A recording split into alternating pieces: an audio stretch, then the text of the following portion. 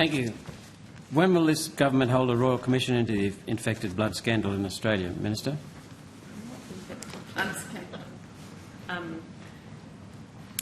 Thank you, Chair. Senator, I will take that question on notice.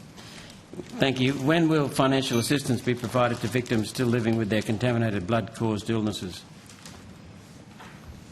I'll take that question on notice.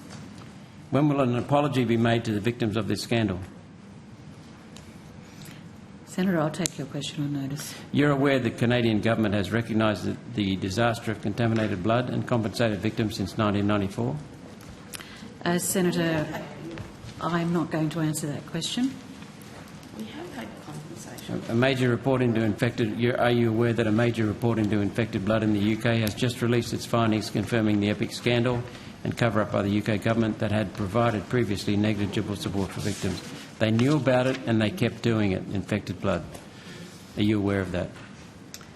Senator, I'll take your questions on notice. When will the Commonwealth Serum Laboratory and the Red Cross be held accountable for their actions in knowingly transfusing contaminated blood products into people, killing and disabling many Australians? Well, I reject the premise of your question, Senator, but I will certainly follow up on many of the other matters that you've raised. So, specifically, when will they be held accountable? What other support will be offered to these victims? Senator, is that still to the Minister or to Mr Carhill, Yes. who's at the table? I think I've answered your question, Senator. No. What other support will be offered to these victims? Minister? Ms Shakespeare will answer your question.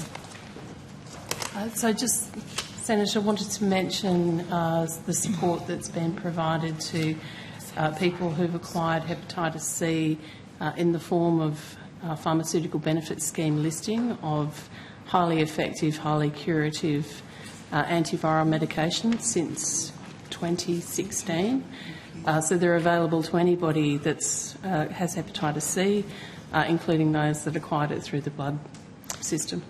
Is there screening being done to ensure unvaccinated blood is being used in transfusible blood products?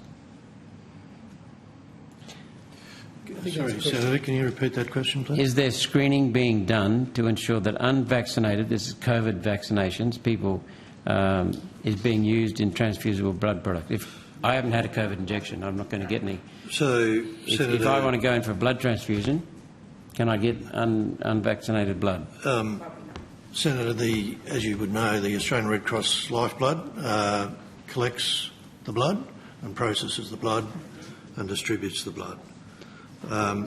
As far as I'm aware, they don't do any tests for vaccinations. The testing processes are regulated by the TGA, and there's no test for vaccinations as far as I'm aware. Thank you.